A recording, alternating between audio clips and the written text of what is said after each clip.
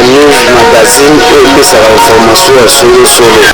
Ne vous trompez pas d'adresse pour être bien informé. Suivez Lingala News. Je suis le secrétaire général ad intérim de la jeunesse responsable, une structure qui encadre les jeunes, une structure qui veut être, n'est-ce pas, l'avant-gardiste ou soit l'interface entre les jeunes et l'État congolais, et une structure qui veut que demain ou après-demain, les jeunes soient réellement la bonne relève. Bon, la situation est vraiment propre dans la RDC, où les partis politiques, ils sont sous les partis politiques ou biso tokanicité.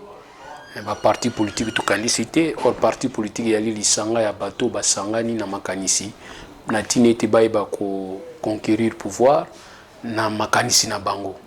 Et au balobi que conquérir pouvoir wana eri osala na bateau na kati ya parti politique. Alors bateau wana bako sala auto benga ka statut e ko tambusa bango na règlement d'ordre intérieur, na ba règlement d'ordre intérieur na ba statut ba ko tika mbala ya liboso et pas ya ministre wa lina affaires étrangères na ba compétence na ye.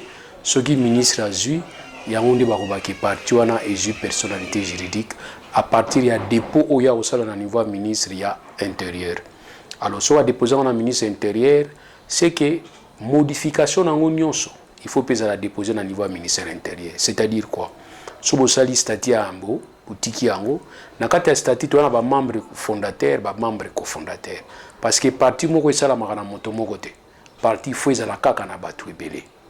Donc on a premier dépôt nango.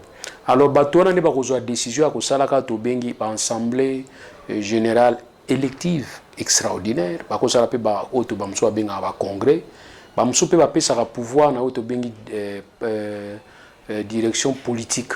Oya ko ba kozwa ko maneti organe à likolo. Ba mso batika on a plénière. Donc nde ba sangana kaka wana mbala liboso, bango nde ba ko sala ba modification ou bien ba ko confier pouvoir wana na auto bengi bureau politique. On a des décisions à Makassi. Décision à Makassi, il y a des décisions netines. Qu'on change combat parti, qu'on change siège à parti, et en plus, qu'on ça la haute bengi d'élection, il y a un président, parce que le président a la vite. Mais tout le monde a un parti politique, il y a un président, il y a libéla.